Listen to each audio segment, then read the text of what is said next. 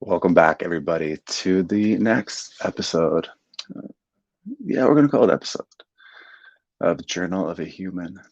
Um, yeah, it's me. It is a stressful day for me right now. One thing popping on here, I set a goal for myself 5 days a week for 4 months. I have a goal, I have a reason for this. Mental Health Awareness Month is coming up in May. And I'm a mental health advocate, I'm a speaker. Never Alone is a mental health brand. And I would love to have people by that time coming on here to show up to these shows to learn something. And then I could, talk about things that could help them during that time of the mental health month. Instead of like a lot of stuff I see, it's more just clickbaity, catchy, and trying to get people to retweet things. I got a tough time with mental health days and months. Seems like a lot of not a lot of value. Let's go with that. So I'm here on day 4. I'm gonna talk to you actually about a journal entry I wrote this morning and about anxiety while sleeping. Uh, my life before today and when I was in my struggles between 20, what were they now? 2018, 2019, and 2020 or so. So 2.5 years. Um, I sleep was a hard thing for me to get. Uh, Good sleep was a hard thing for me to get. I actually slept fairly well. I would always go to bed and I would fall asleep. However, though, no matter when I woke up, I felt completely exhausted. No matter if it was 5 hours, 8 hours, or 10 hours. Um, I started getting a sleep tracker after a while through help from a friend. And with that tracker, I was finding out I was waking up around 6 to 7 times at night. So never really get into a deep sleep. Also, I was only sleeping majority around 4.5, 5 hours, and then getting up, getting after the day. So that explained a lot to me and it showed me why I needed to work on sleep so much. Now, yesterday for me was a good day. Never Alone's probably the best day online for organic growth. Actually, a podcast went up with Lisa Ann, a good friend of mine, and that helped drive traffic. There were a lot of positives yesterday. However, my sleep was riddled with anxiety. So what I do is every time I wake up in the morning, it took me a long time to get used to this. I write a journal entry. When I first started doing this, I'd write about 2 sentences and then have like a mind war game inside my head to tell myself to stop because it wasn't helping me. And I'd go on, off, on, off, on, off. It probably took me 8 months to get comfortable writing a journal. But now, for y'all us on video, like this is one entry for me. I do essentially a full page.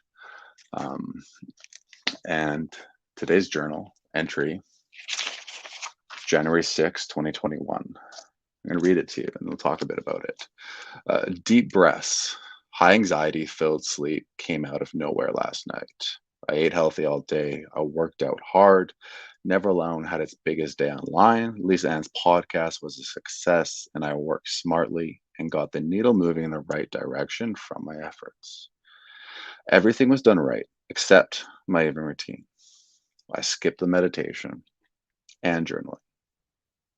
Mentally, at the time, I felt sound. I felt in a safe place. My sleep said otherwise.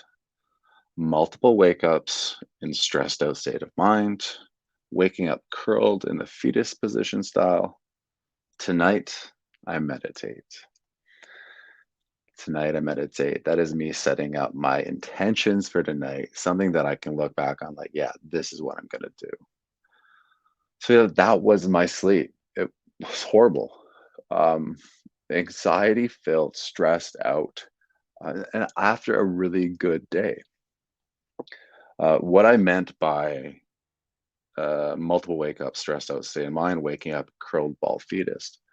Personally, when I am stressed out, I find myself when I do wake up in the middle of the night, I am in a fetus state. I am curled up, balled up, hugging myself. Pulling the blanket over me, actually the very safest, most comfortable place is me pulling the blanket over my head and cocooning myself. And I know when I'm in that place and my body's in that state and I'm naturally, my muscles are doing these things to make this happen. I know is that something that within me is wants to be hidden, or I want some sort of security blanket over me, or pretending like it's someone hugging me of some sort. I don't know exactly. My therapist probably could tell a bit more about this.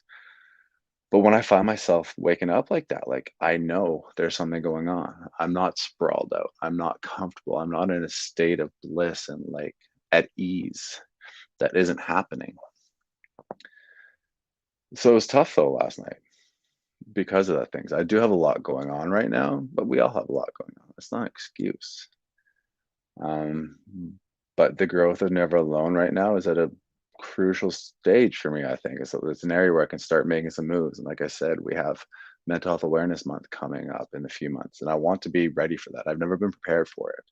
I never had stuff pre-prepped out. I didn't have a lot of content to share. I think I'm at a state where I can do that. So I'm trying to do that. But at the same time, I did lose a big source of income right now. The company I was working for, I'm not doing their sale anymore, and I lost a source of income that was helping me pay my content creators. I'm looking at my bills and I'm paying around 2,500 a month into Creation Never Alone. I probably have 4,000 withstanding to people that I owe. And myself personally, I'm sitting at 50,000 in debt. And I have another 1,000 coming off in my own bills. So I'm not in a place of comfort personally, and then I am putting every single thing I have into Never Alone and that growth because I do believe it's gonna be my income source in the future. Plus, it's also a thing that I really heartfelt, deeply appreciate, love, and want to become a valuable piece in the world. So even though it is stressing out financially, emotionally, and physically, it's given me everything I need. Now, with me knowing these things, I should have done my evening routine. I should have written in my other journal. But like I said, I got comfortable. I felt good. I felt like, no, tonight I don't need to. I remember actually thinking that as I was going to bed after watching TV. I'm like, it's early still, it's 8 o'clock. I'm going to go read. No, I'm going to go not read. I'm going to go instead watch a show on my computer and then go right into my book and then go to sleep. And I felt fine with that. Usually I'll say that and I have something in the back of my head. It's like, no, do this thing. And I'll fight it for a bit. And either I will go meditate or I won't. Who knows what will happen, but I'll at least think about it. Last time, like, no, like I'm stressed out. I'm tired. I'm emotionally tired from all the work I've been putting in everything. And I don't want to work at meditating. I don't want to work at writing a thing out. I don't want to spend 30 more minutes of doing something where I'm like, I need to work on myself. I was like, I want to stop thinking about myself. I want to stop having a goal or a end line or a routine in my everyday, every situation, everything I have. I'm like, I just want to go to sleep and I want to be blissfully unaware for 30 minutes. And I did that. I felt comfortable at the time and I felt comfortable reading. And as I put the book away, I started feeling uncomfortable. That is when I started noticing just like, okay, my brain's not completely how as comfortable as it should be, where I would be before a good night's sleep. But I did fall asleep. And then that night happened. Now, if I was to have meditated or tried to and then journaled, yeah, there's no way to say that I wouldn't have had that sleep. There's no for sure way to say I would have had a comfortable sleep. I would have felt well rested and my anxiety wouldn't have shown up. I could have done everything right, and it was just the day it is, the situation that was going on, everything in my life. I just wouldn't have been got over it. The thing is, I didn't give myself a chance to have that good sleep. I didn't do the things I knew that would work to make myself have the most ability to wake up feeling rested, go to sleep and not wake up in the middle of the night. So I failed in that way. I failed myself. I failed my mind, and I failed my body because waking up after anxiety-ridden sleep where you don't sleep as well as you want and you wake up. I woke up an hour earlier than I had my alarm set at 7, so I woke up at 6. Like, my body's sore, and because of that, I had a bad workout this morning because I was still sore from my yesterday's workout. I didn't do as much as I wanted today. And now here I am, and it's 12:40 noon, and I'm still in my Neverland sweats. And I had one podcast prior to this already. I have another podcast coming up in a couple hours, and I have like a couple hours, I have a day's worth of work ahead of me. But I have some stuff on my list I want to get done. But mentally and physically, I feel like going back to bed right after this and laying down and just doing nothing. Anxiety ridden sleep. Thursday, end of the work week, things start shutting down for me. That is how I am. And I would be in a better position if I had allowed myself to sleep more and I'd put myself into routine and followed it. I should know that Wednesday, Thursday, and Friday are the most important for me to go and have my meditation and evening routine because that's when I feel most tired. Monday, Tuesday, I love Monday, Tuesday. I get after it. I'm the most productive. I get everything done. I wake up energized. I'm like, let's go. Wednesday's gonna look close. Thursday, definitely. Friday is a crapshoot. Um, so like I know these things. So I failed by not giving myself the right opportunity to do what needed to be done to kind of give myself a buffer in case this sleep did happen. But now that has happened and I did fail there, I can win tonight. I can succeed. And succeeding might not mean I don't have anxiety ridden sleep. It doesn't mean I'm going to sleep for 10 hours and feel like wonderful tomorrow, but I'll at least know that I did everything in my possible toolbox, everything in my toolbox is possibly there for me, that I did it. So tonight I am going to, after my podcast at 3, website was down. So I'm going to do probably 2.5 more hours work after that, have dinner around 7. I'm an early sleeper, so I'll be like in bed at 8:30. But I am going to do a 30-minute meditation. And then I am going to write a full page in my other journal and get out all my thoughts and everything that went on today. And then I'm going to read, and then I'm going to lay down and see what happens. That's all you can do. All you can do is learn from your mistakes and try to make them better next time. So